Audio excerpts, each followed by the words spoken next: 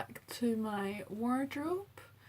Today we're going to be talking about the third booklet from the third week of Increasing Self Esteem. So let's get into it. Let me get comfy. So this week it's about changing self-defeating behaviours. So last week we looked at negative thinking, how to challenge that. With negative thinking comes negative behaviours, and this week we're going to talk about how to change them. So the first exercise we had to do was answer these questions. How does low self-esteem affect what you do? So there's different behaviours that will happen when you have low self-esteem. Some of them include withdrawal, isolation, low mood, becoming more irritable, less easygoing, becoming hesitant and scared of reaching out to others, scared of trying new things. Or you could go the opposite spectrum where you try and do more to make up for the fact that you don't feel good, so you could overcompensate by perfectionism or piling up your plate so full that you don't actually have time for yourself and time for reflection. So completely distracting yourself by taking on more than you can actually handle. For me, my big ones are withdrawal.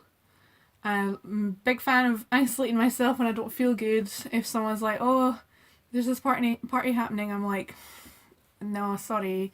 Or a big thing that used to happen was I'd say I'd go, and then the day would come and I'd feel shit. I'd feel like, oh, I can't really be bothered.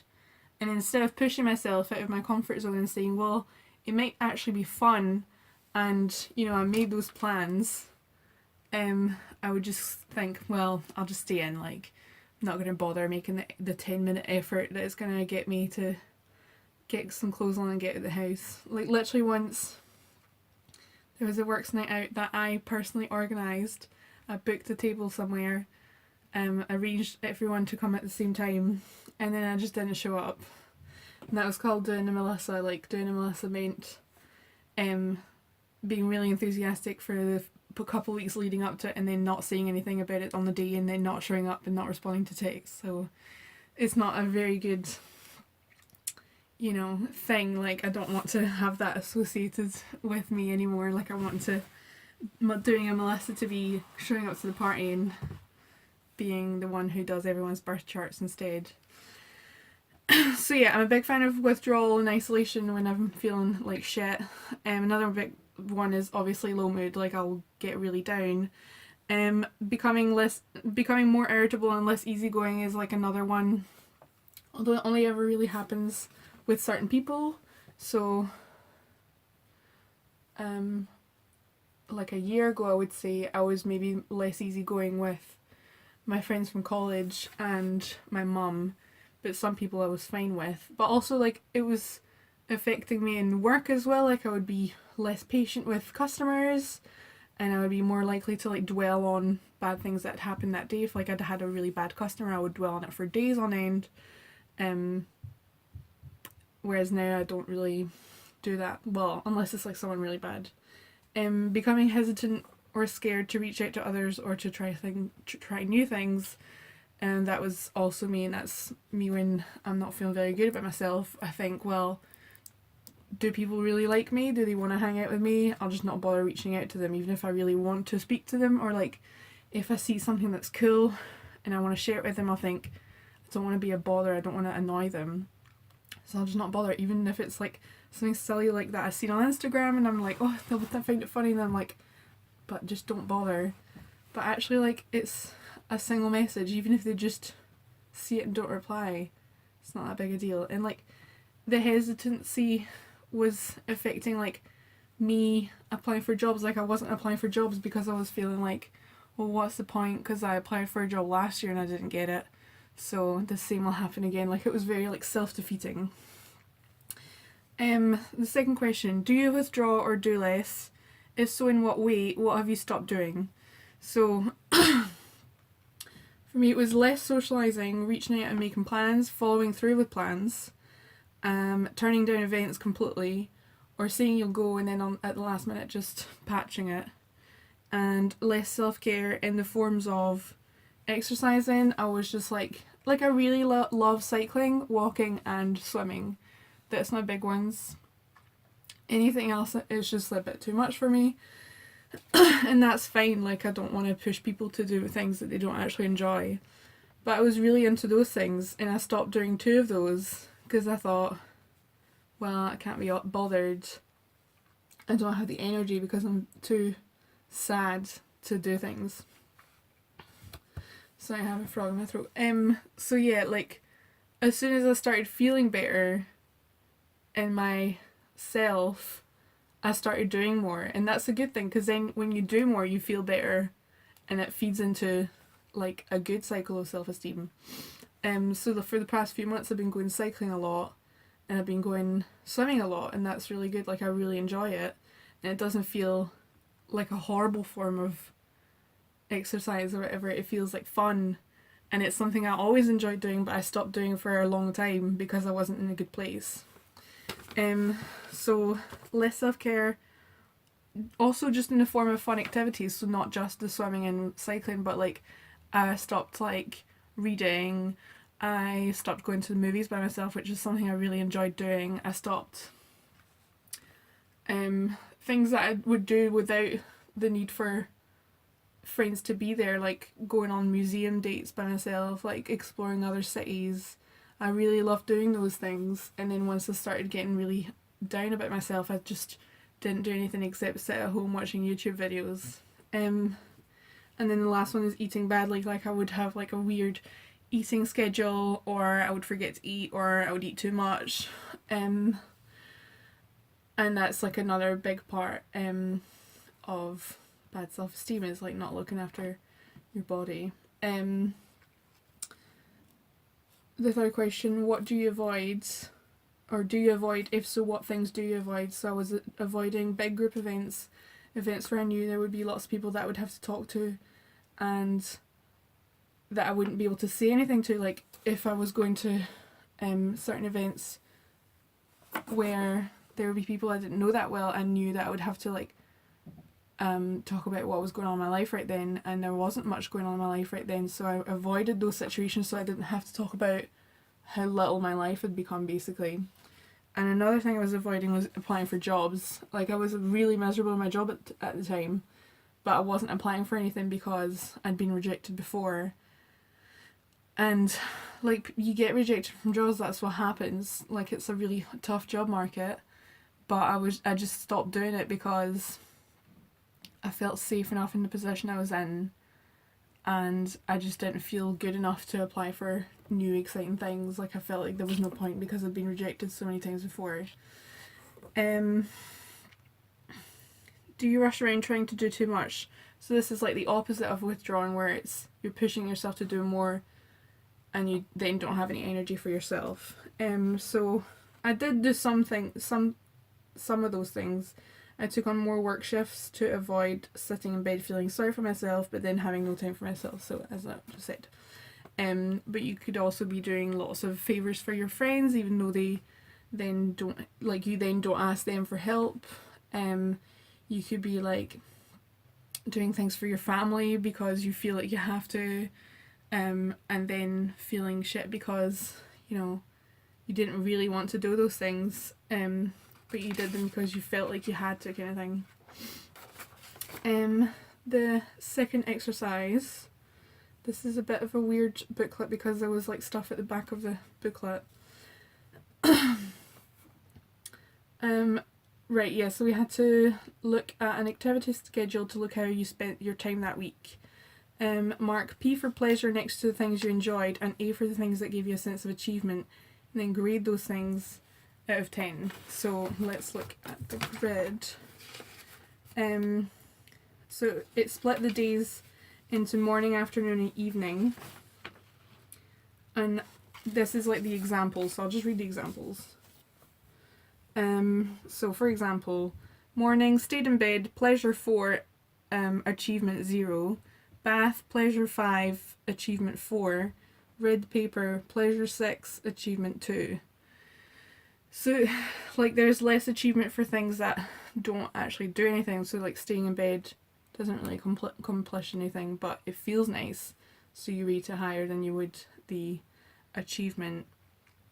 I find this really useful, like, just to keep track of what I was doing that week. Like, I did this for a couple of weeks after this, just to see, like, what was going on in my life, what I wanted to do more of that had a higher pleasure rating than the achievement rating. Although achievement is good, that also gives you a sense of gratification. It gives you, like, makes you feel good about yourself when you achieve something.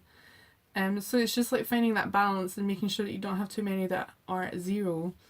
Like, for example, if you were doing things as favours for people, if you were pushing yourself to do more for friends and family in an attempt to not, feel sorry for yourself, but you then didn't have time for yourself, they would be like zero pleasure and like maybe 2 or 3 achievement because you at least did something, but it's not something that you actually wanted to do.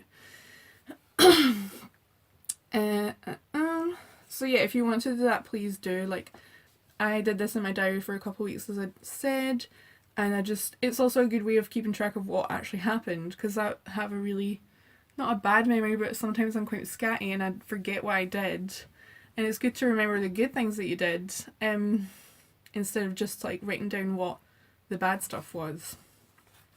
So then the third exercise was make a list of things that you want to do. So for me at the time, I wanted to have more social activities, be the first one to reach out to people, get up earlier and do more on days off, and I really wanted to start doing yoga, apply for more jobs, workshops, or call for entries, go on a sabbatical to travel from work, go out more by myself and with others, and save up to travel. And then continuing on from that, you put the list in order, starting with the easiest to tackle first. So all those things are kind of jumbled into things I want to do, but what is the easiest one that I can do starting tomorrow? Or like starting the next week. Like, apparently habits are better formed when you start them on the first of the month or on a Monday. So if you want to do that, then do that. So of those, the easiest one was to go out more by myself or with others, and the next one would be to get up earlier and do more with my days off. The third one would be more social activities. The fourth would be saving up money. The fifth one was applying for more opportunities to do with art, and the sixth was to go on a sabbatical. Still not done that, by the way, but we'll get into that later. So then you've got that list in order of how the easiest to the hardest, and then you break this down into smaller steps, planning what to do in order to make this happen, i.e. when, where, what do I need to arrange first. So then it makes it seem less hard if you actually arrange those things beforehand. It's not like you're, pushed out your house and you have to do something. Like, you're planning ahead, you're thinking what you need to do, so that way when you get out of the house, you know what you're going to do, you know where you're going, you know what time you have to be there, you know what to prepare for it. So the first thing I wanted to do was going out more by myself or with others. So the smaller steps were to look into events happening in the next few days, find out all the details, where, when, how to get there, cost. So like what transport do I need to get, how much is it going to cost, can I book the tickets beforehand, can I buy the tickets there, is there anyone else that's going. So like if you're on Facebook and you see events, you can see other people who are interested, and you can then maybe say, hey, I'm going to that, do you want to go with me? Book tickets if possible, remind myself of the rewarding feeling of going. So I love doing things by myself. I find it really calming, and like I really like my own company, and I don't know, it feels like a little secret, like doing things by myself, and then I get to like brag about it and take nice pictures, and like it's just fun. Like I really enjoy hanging out by myself. But if you don't, like, that's okay. Just maybe reach out to someone that either is interested or that you're really close to and who won't mind tagging along with you. But yeah, remind yourself of the last time you did something good and think, well, it's going to feel like that. And even if it doesn't match up to that, it's still better than sitting in the house doing nothing. And then the last thing we had to do for this exercise was challenging any negative thoughts that are holding you back. So my thoughts were, if I go by myself, people will think I'm weird.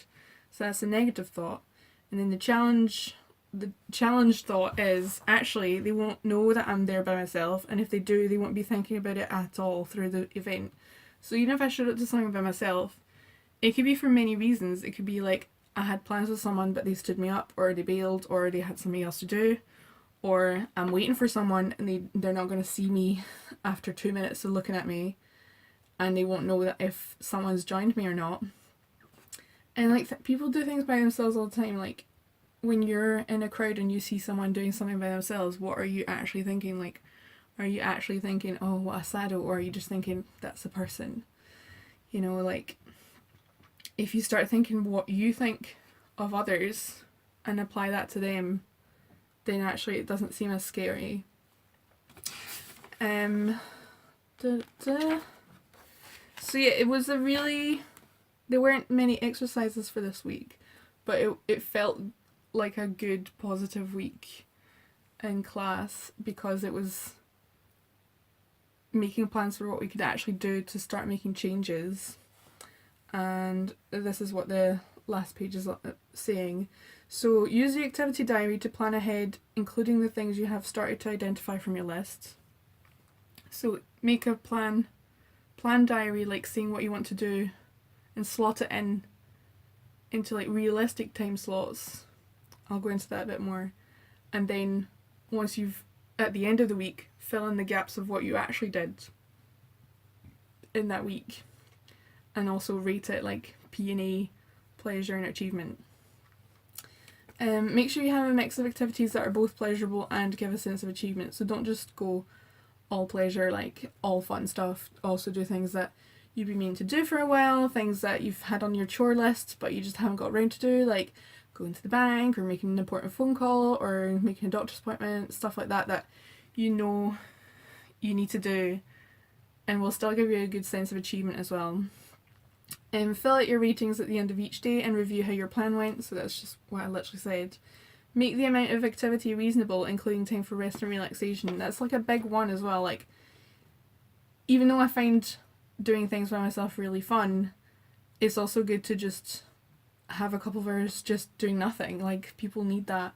You need time to unwind, and like, it's bad to just overstimulate yourself all the time. Like, it's not very helpful if you don't have time to unwind and slow down, basically. Review your plan at the end of each week. If things don't go to plan, you can work on what went wrong and use this info to plan further changes. So let's say for that week I had read, do chores, write a cover letter, and do yoga. But for that week, for example, I didn't do yoga because I just didn't have time, because got asked to do an extra shift and my brother came to visit. So it's okay, like, you don't have to adhere to that plan. Like, your world won't fall apart if one thing from your plan is knocked off the list. Like, you can do it the next week. Or you can just review and think like, well, did I actually want to do that, or is that just to fill in the week? Can I drop that off completely from my list, kind of thing. I haven't done yoga since. So yeah, and the last point that they made in the booklet was to remember that you're not superhuman. So what I just said, like, you have to remember that you need time to unwind, and you have to also remember that things happen. Like, people get ill, accidents happen, like, literally, a big thing that happened to me last year was my mum broke her wrist, so I had to basically drop everything for a whole week just to help take care of her. And it wasn't particularly pleasant, but I had to take care of her. And that's like something that can happen, like some stuff like that can happen, and it, throws your plans off. But it's okay, because you can just pick them back up the next week. And don't just think like, oh well, I'll just do extra next week. Like, no, just do what you wanted to do for that week and that's it. Like, don't push yourself to do extra. There's no time limits on doing pleasurable activities. If a class is if it's the last class of a block of classes that week, there'll be another one in a couple months' time where like you can just look into other classes, or you can just like look up, you know, if it was a yoga class or something, like you can look up YouTube tutorials, you can do it by yourself at home, or you can hang out with a friend and do it at their house. Like, there are other ways of doing it rather than rushing to do it, you know, because it's planned that day, so you have to do it that day. Like, you don't actually have to do it that day. So yeah, that was all for that week. Looking at behaviours. A big thing is that, like, once you start isolating yourself less, you feel a lot better. That was the big takeaway for me from the past few months, is that when I hang out with people, I feel better. What a surprise. The worst thing you can do is isolating yourself, because it makes the problem seem larger.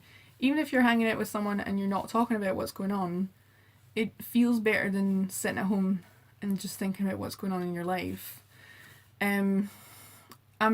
I try really hard right now to hang out with people as much as possible. Like, I'm trying to plan more things with friends, and even just by myself. Like, I've joined this film club that meets up like at least once a month, and I've been going by myself, but it feels better than just sitting at home watching that movie at home, like by myself in the dark. And I'm like in a crowd of people that have a similar interest to me, and either I talk to them or I don't, and it doesn't really matter if I do or not. But it gives me like a sense of achievement because I've got out the house, and it gives me a sense of pleasure because it's a movie I like, and it's an activity I like, and it's a place I like. So yeah. Another big thing I learned is that if I've been invited to something that sounds really fun, but then I'm too tired, but I'm not so tired that I'm gonna like fall asleep right then and there, instead of thinking, well, I'll just skip it, I push myself to do it. Not in an unhealthy way, hopefully, but I just think like, well, I can just go for an hour. That's another thing to do, is like, just if you have a thought of like bailing, just say, well, I'll go for an hour, or half an hour if it's not too far. I'll go for half an hour, and the two outcomes that can happen is it's really shit and I want to go home, and if that happens, just go home after half an hour, or it actually turns out to be fun and you stay for longer and you actually have a good time. Like, those are the two outcomes, the two most likely outcomes that can happen, and either way, you've done something, you've achieved something, and you've potentially had fun as well. Literally, if you speak to the friend that you know there for 2 minutes, it's better than not speaking to them and just sitting at home doing nothing. Yeah, that's all really that we have to talk about for this week. I can't remember what next week's topic is, so I'm not gonna mention it, but join me next week for the 4th booklet. And yeah, fill out a little diary, write down what you want to do, what you want to start doing, and rate, you know, what's the pleasure rating, what's the achievement rating, and hopefully you'll see that it's more balanced as the weeks go. And yeah, hope you have a good week, hope you have a good day, and I'll see you next time.